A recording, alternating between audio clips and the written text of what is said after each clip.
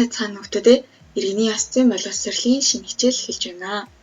Өнөөдрийн бидний хичээлийн сэдэв бусдын сайшаал магтаалд сэтгэлээ хөөргөхгүй бай.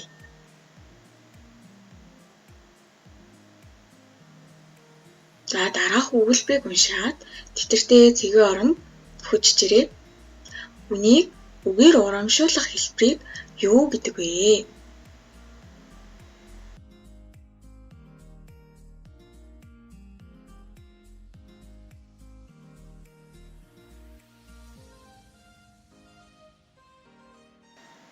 Өнөөдрийн хичээлтэй холбоотой зарим үгийн утгыг оруулж ирсэн байна. За сэтгэл хөөрөх гэдэг нь сэтгэл хөгжим баярлах, тогтлон баясгахыг хэлнэ. Сайшаах гэдэг нь сайн хүн ба сайн хэрэг явдлыг хөхүүлэн магтахыг хэлнэ. Магтах гэдэг нь сайн сайхныг нь гаргаж хэлэхийг хэлдэг байна.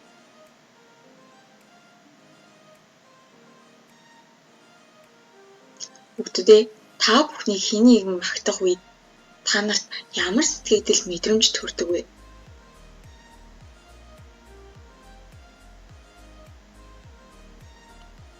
Тийм ээ, хэн нэгнээс магтаалыг сонсох үед бүх хүнд мэдээж сайхан мэдрэмж төрнө шүү дээ. Гэхдээ хүн магтах төдийд бүү хөрөөрэй. Хоосон магтаалын шидэд цаланд оосорлогдсон хүн магтуулахгүйгээр байж сууж чадхаа болж урдын зөв төрхөө гэж удаж төдөлгүй бие тоон эвдэрч буруу зам руу алтрах аюултай байдаг.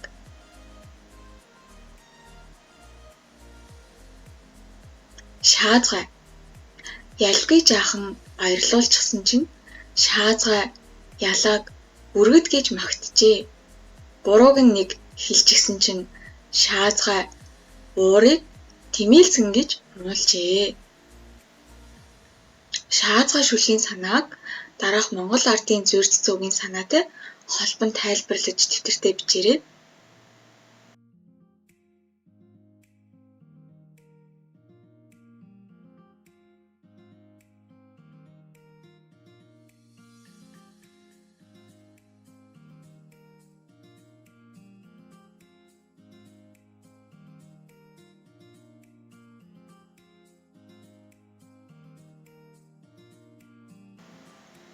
Бусдын сайшаал магтаал сэтгэлээ хөөрөхгүй байхын учрыг хүүхдүүд та бүхэн юу гэж бодож байна вэ?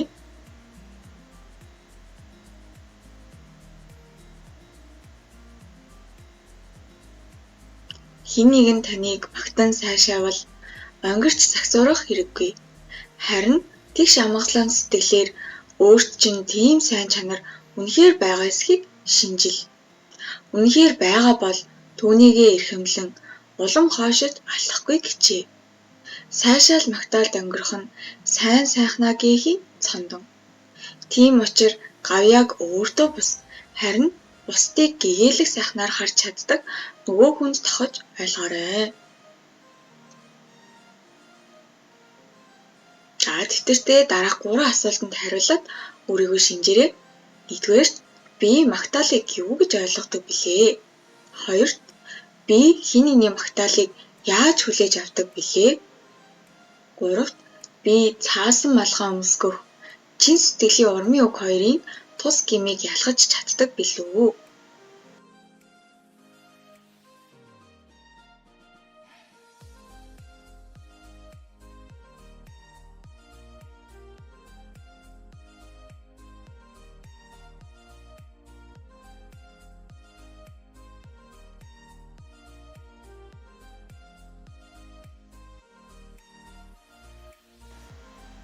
Хүнийг эвдээ гэвэл өөд уруугүй магтаад бай. Улаан нүүрэн дээр нь магтах увайгүй цусрын үгэнд уулгамжлан баясах хэрэггүй. Магтаалын амтанд бялууран согтсон хүн бусдаас магтаал гордон хүлээдэг байснаас өөрийгөө алхамаар магтаж эхэлнэ. Өөрөөр хэлбэл ёс болгон хэлсэн өнгөц магтаалд хүл алдан хөөрч битгий баяс. Хүнийг эвдээ гэвэл өөд уруугийн магтаад бай гэх үг бий. Магтаал сонсоод маадын зогсох биш. Үнэн магтаж байна уу? Хөөргөн дэвэргэж байна уу гэдгийг тунгааж цэгнэн хүлээж авцарвал цаашдын замд чинь үлзийтэй. За энэ ихэд магтаалыг ямар шинж чанараар нь илэрхийлсэн байна вэ хүүхдүүд?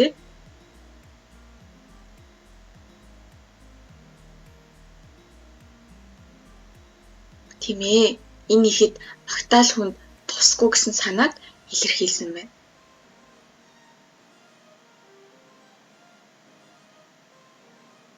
За хамтдаа дахин нэг ихийг уншийе.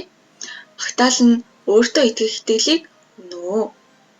Уран магтаалын үгэнд урамшин хөөрдөггүй хүн ховор бизээ. Хүмүүсийн сайн талыг нь олж харан түүнийг нь дэмжиж магтах нь тэдэнд өөртөө итгэх итгэл төрүүлж урам өгдөг. Хэмжээнд тохирсон үнэн сэтгэлийн магтаал хүнд гарцаагүй чухал. Альва юм таарч тохирсон хэмжээтэй байдгийн адил магтаалч хэмжээ хязгаартай. Хамгийн гол нь үнэн бодтой байвал зохистой. Магтуулах сайн үлс бүтээсэн бол хүмүүс чамайг магтан мандуулна. Харин сайшаал магтаалын сайхан үгсийг сагаж хүүрлэхгүй тайван амгалан энгийн даруй сонсож сураарай. Хүнд чин сэтгэлээсээ онож хэлсэн урамшил магтаалын үг асар их хүч зориг тэмүүллийг хайрладаг. Энэ ихэд магтаалыг ямар талаас нь илэрхийлсэн байна вэ хүүхдүүд?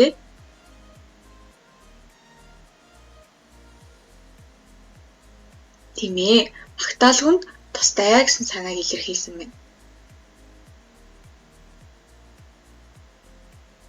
Гэрийн даалгавартаа хамгийн их магтуулсан бөгөөд магтуулахыг хүсэж чадаагүй үед ямар сэтгэл төрж байсан талаараа дэвтэртээ тайлбарлаад хичээрэй.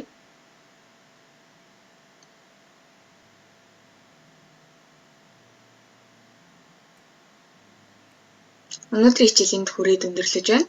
Анхаарлаа хандуулсан хүмүүстээ баярлалаа.